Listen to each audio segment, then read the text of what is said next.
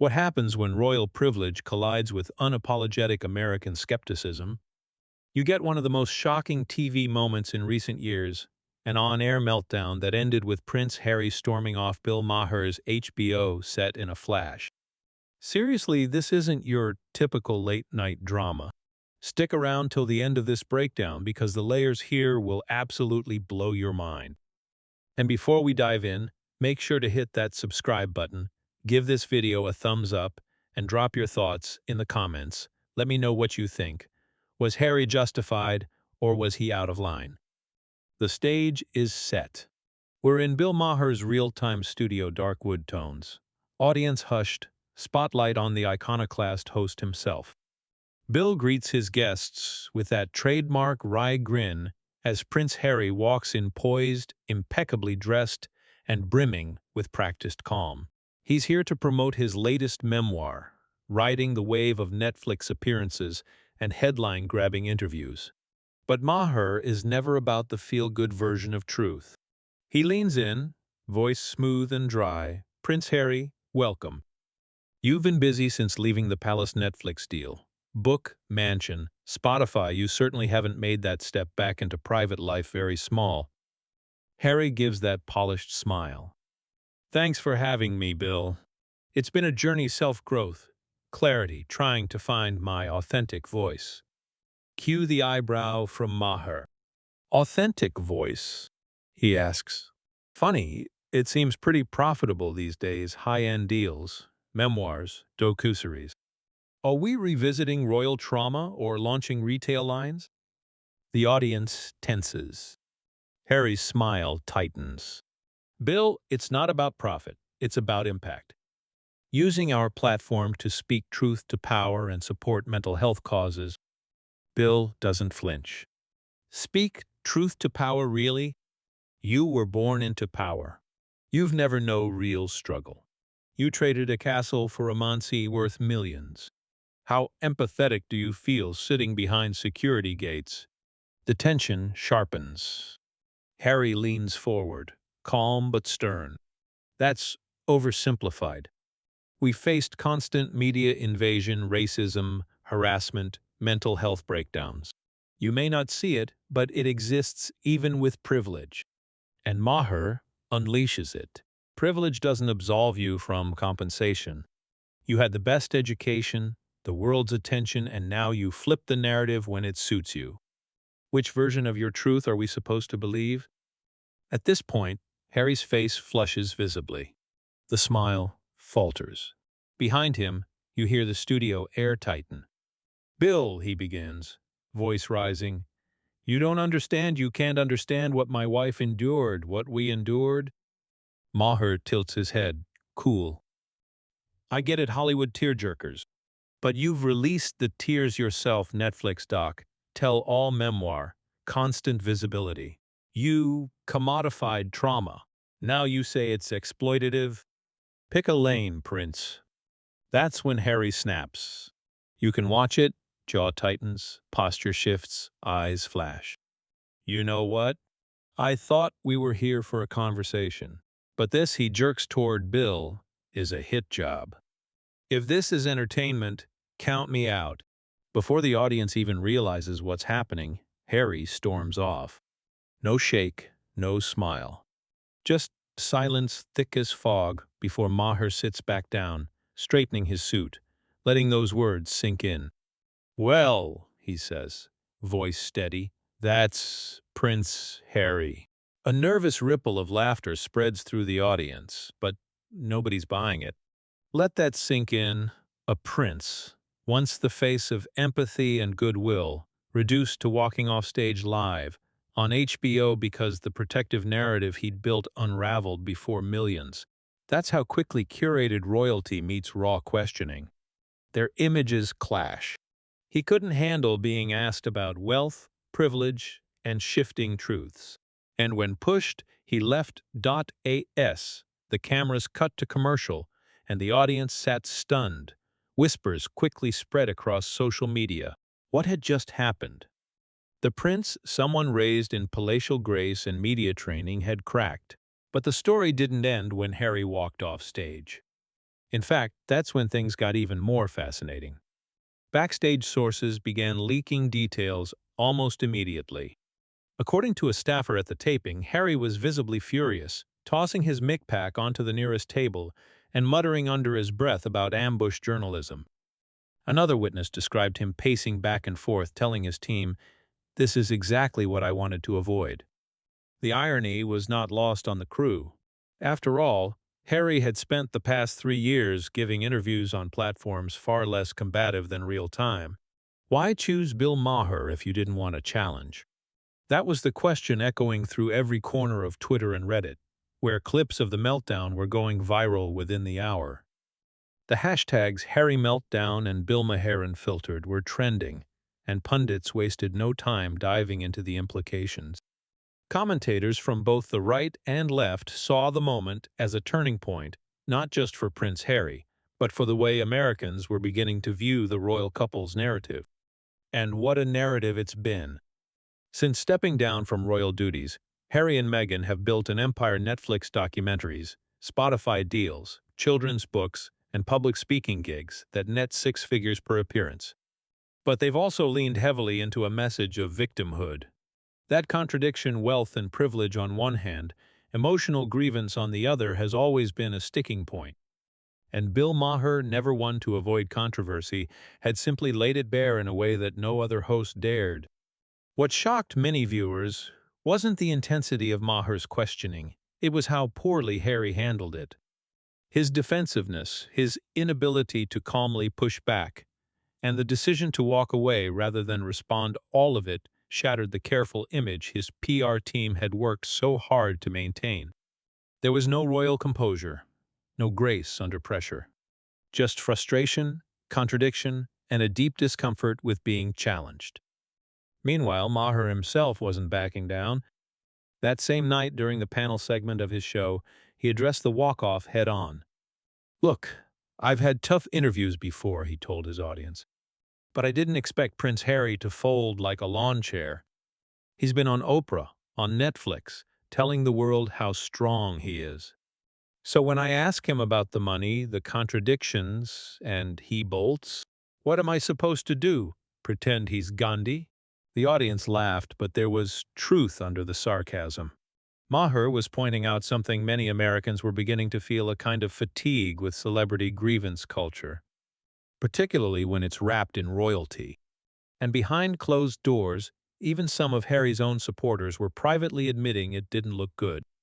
According to one Hollywood insider, Meghan Markle was absolutely livid when she saw the footage. This was supposed to be a redemption moment, the source claimed. She warned Harry not to go on that show. He insisted. That's the thing, Harry had come into the studio thinking he could reshape the public conversation. Maybe even win back some of the sympathy that had eroded in the wake of Spare, the memoir that some critics called a one-man pity party. But instead of reclaiming the narrative, he lost control of it entirely. And the fallout didn't stop there. Within 24 hours, royal commentators were dissecting every word of the interview. British tabloids had a field day. "Prince Harry humiliated on you." TV screamed one headline. "Duke of Sussex falls apart under pressure," claimed another. And across the pond, even longtime allies in American media began to question whether the couple's campaign of speaking their truth had run its course. One prominent CNN host tweeted, "What's the truth today? Because it keeps changing depending on the stage." Ouch. But perhaps the most significant reaction came from viewers themselves. The YouTube clip of the interview quickly racked up millions of views, with thousands of comments, and a surprising number of them were unsympathetic. "He talks about mental health and empathy, but the second someone challenges him, he loses it," wrote one commenter. Another added, "I used to support him, but this just feels fake now." The tide was shifting. Not dramatically, but noticeably. And it raised a bigger question: had Harry and Meghan overplayed their hand? In the early days after leaving the royal family, they were seen as rebels exposing the outdated traditions of the monarchy, shedding light on issues like racism and mental health. But over time, The constant media presence, the lucrative deals, and the never-ending interviews began to paint a different picture. One less about advocacy and more about branding, less about healing and more about control. And in that HBO studio, in front of a live audience and millions of viewers, that branding cracked. Bill Maher didn't do anything revolutionary. He just asked the questions everyone else had been thinking. And Harry, instead of answering, left the building. The real kicker? As the credits rolled on real time, Maher turned to the camera with a half smile and said, "Guess the crown's a little heavier than he thought." That clip alone became an instant meme. And whether you agree with Maher's style or not, it's hard to deny the moment was a cultural flashpoint. One that exposed not just the fragility of a man raised in a palace, but the growing weariness of a public that's beginning to demand more than curated pain from their celebrities. They want substance. They want honesty. And most of all, they want consistency. Because in a world overflowing with my truth, sometimes the most powerful thing you can do is face the real one. In the days following the explosive Bill Maher interview, the ripple effects extended far beyond late-night television. For Prince Harry, this wasn't just a PR stumble, it was a full-blown credibility crisis. You see, Harry had spent years positioning himself as a voice of authenticity, resilience, and progressive values. He had become something of a transatlantic enigma, not quite a royal, not quite a celebrity, but occupying this unique niche where he could dip into both worlds.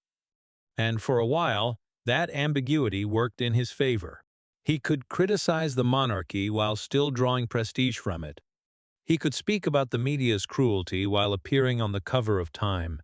But all of that started to unravel the moment Maher said out loud what so many had been whispering for months: "You can't have it both ways." That line stuck with people. It cut through the noise of palace drama and reminded the public that Harry's grievances, however valid, were now being filtered through a $100 million production deal and a Hollywood mansion. The reaction from media analysts was swift and brutally honest. A piece in The Atlantic argued that Harry had mistaken vulnerability for virtue, that his emotional openness, once refreshing, now felt performative. "People aren't moved by his pain anymore," the author wrote. "They're skeptical of his motives." Over on Morning Joe, the hosts spent nearly an entire segment debating whether Harry's message had been diluted by overexposure. "He's given so many interviews," Mika Brzezinski said, "that each new one feels like a rerun.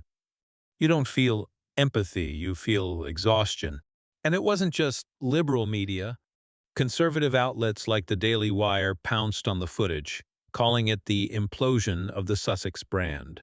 Even longtime royal watchers, people who had defended the couple through the Oprah interview, the Netflix docuseries, and the backlash in the British press, began to waver. One royal historian tweeted this might be the moment public sympathy finally turns. Not because he was challenged, but because he couldn't rise to the challenge. And Meghan, her reaction behind the scenes, became a subject of intense speculation. According to multiple sources close to the production, she was furious not necessarily at Maher, but at Harry himself. She warned him that Bill Maher wasn't going to be Oprah, one insider said. She told him to stick to the scripted talking points, to avoid getting emotional, and above all, not to get defensive. But Harry thought he could handle it. That belief, that he could charm or outmaneuver someone like Maher, may have been his biggest miscalculation. Because Maher, whatever you think of him, is not easily intimidated. And once he sensed Harry was on the ropes, he didn't let up. In fact, some critics suggested that Maher may have crossed a line, that he took things from pointed to personal. But even those criticisms were often drowned out by applause for his refusal to play along with what many perceived as a controlled narrative. What's especially telling is how differently this moment played in the UK versus the US. In Britain, it was almost cathartic.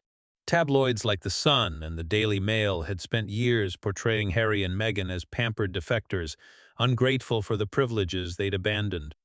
For them, This was vindication, a live television moment where the prince couldn't hide behind carefully edited Netflix footage or Oprah's sympathetic tone. He had been challenged, and he had walked away. British headlines were merciless. The Duke of Denial, one read. Another simply said, Harry humbled. But in America, the narrative was more complex. Some still defended him, arguing that Maher's line of questioning had been aggressive, even disrespectful. He's still a human being, one prominent mental health advocate tweeted. We can hold people accountable without dehumanizing them.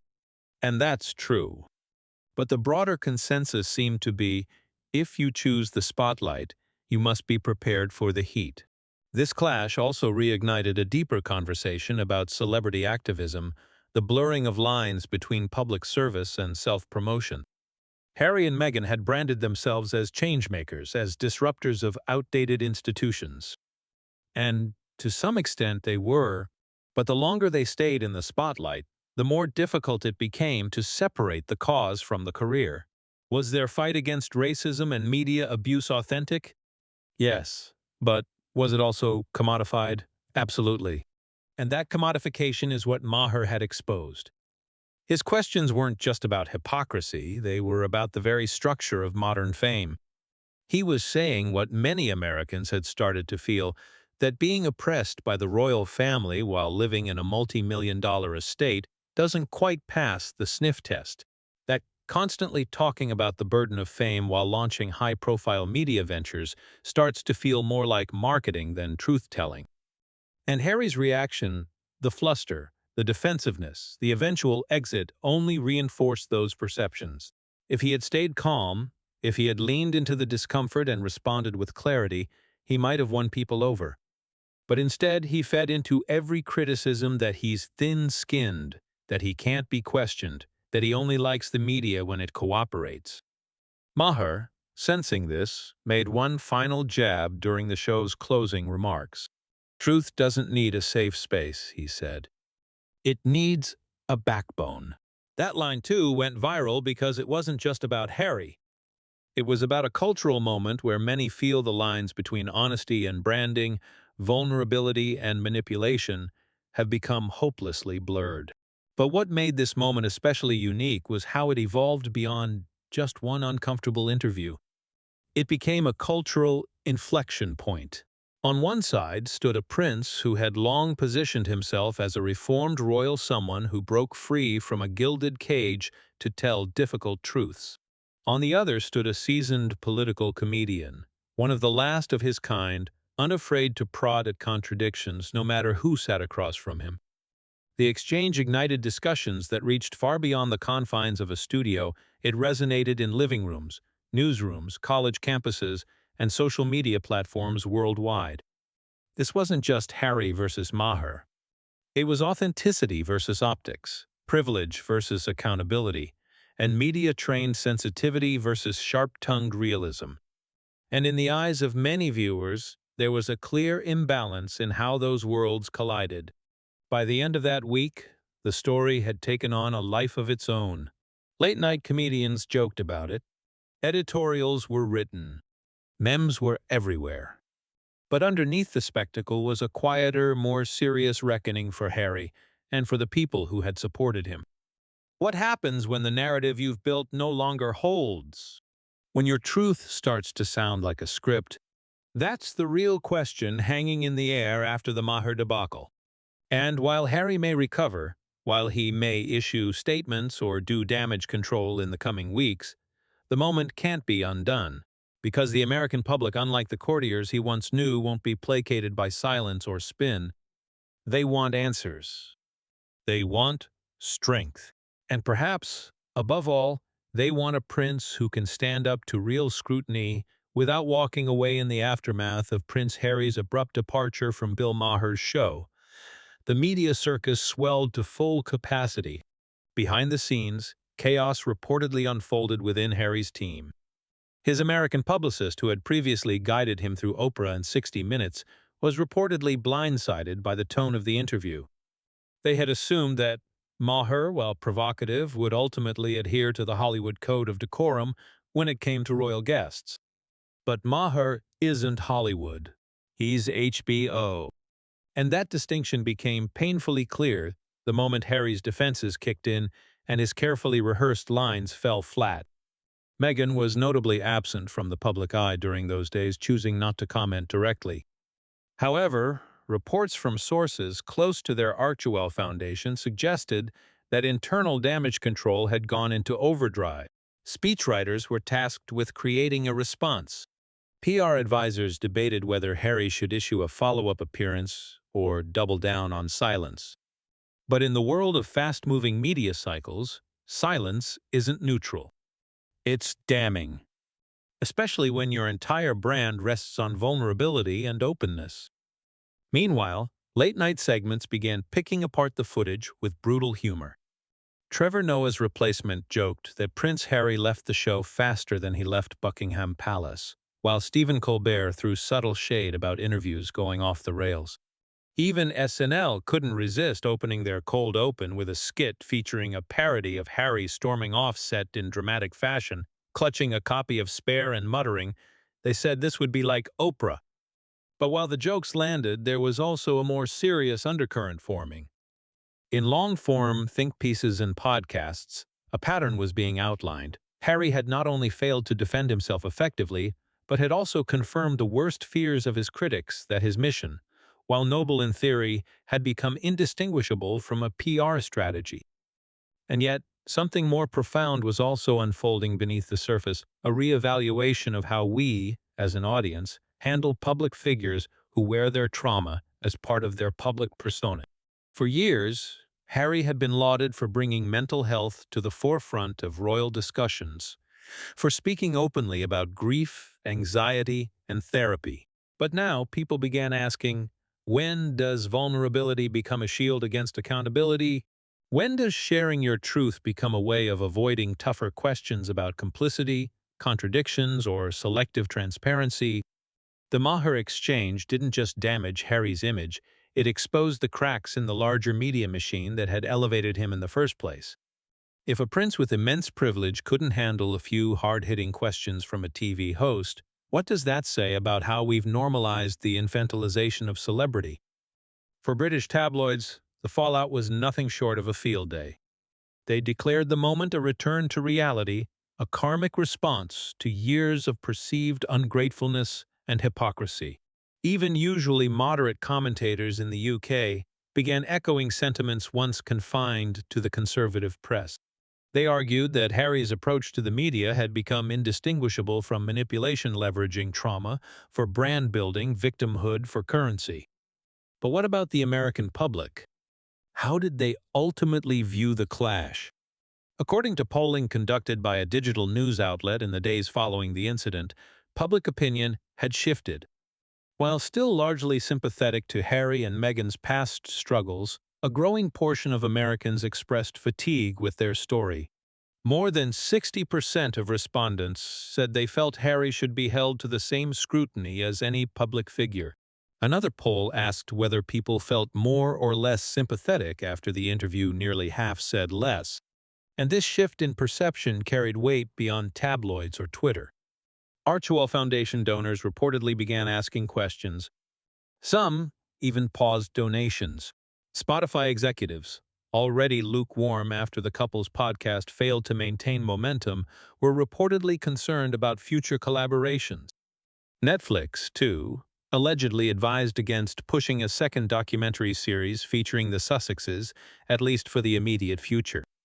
The entertainment world, always wary of overexposure and reputational risk, had begun recalculating. Harry and Meghan had long operated as if their media presence was mission-driven. But to studios and sponsors, brand instability is a business liability. Meanwhile, Bill Maher was unapologetic. On his next episode of Real Time, he briefly referenced the Harry interview, saying, "Look, I ask tough questions. That's the job. If someone can't handle it, they probably shouldn't be doing interviews." He didn't gloat. He didn't extend an olive branch. He simply moved on, which, ironically, added to the sting. Because for Harry, this wasn't just a tough night on TV. It was a moment that refused to disappear. A week later, clips were still going viral. Not the full interview, just the part where Maher pressed him about your truth versus the truth. That one quote became the focal point of the entire media cycle. And in that quote was embedded a larger question, one that Harry may spend years trying to answer. Can you be both a product of privilege and a credible critic of the system that gave it to you? As public interest began to taper, Harry reemerged briefly at a veterans' charity event. He gave a short speech, thanked the crowd, and avoided all press. Observers noted that he appeared more reserved, less polished than usual. Perhaps the clash with Maher had left a deeper bruise than he'd expected. Or maybe, for the first time, Harry realized that in America, unlike the palace, there are no courtiers to shield you, no titles to protect you, and no institutions to clean up the mess when the story turns against you. You're judged not by your lineage, but by your clarity, your conviction, and yes, your ability to answer a tough question without walking off stage. And so the final chapter of this media saga leaves us with more questions than answers. What's next for Prince Harry? Will he double down, recalibrate, or retreat? Will the public give him space to grow, or will this moment become a turning point from which his image never fully recovers? Only time will tell. But one thing is certain, you can only tell your truth for so long before people start asking what exactly you're trying to hide.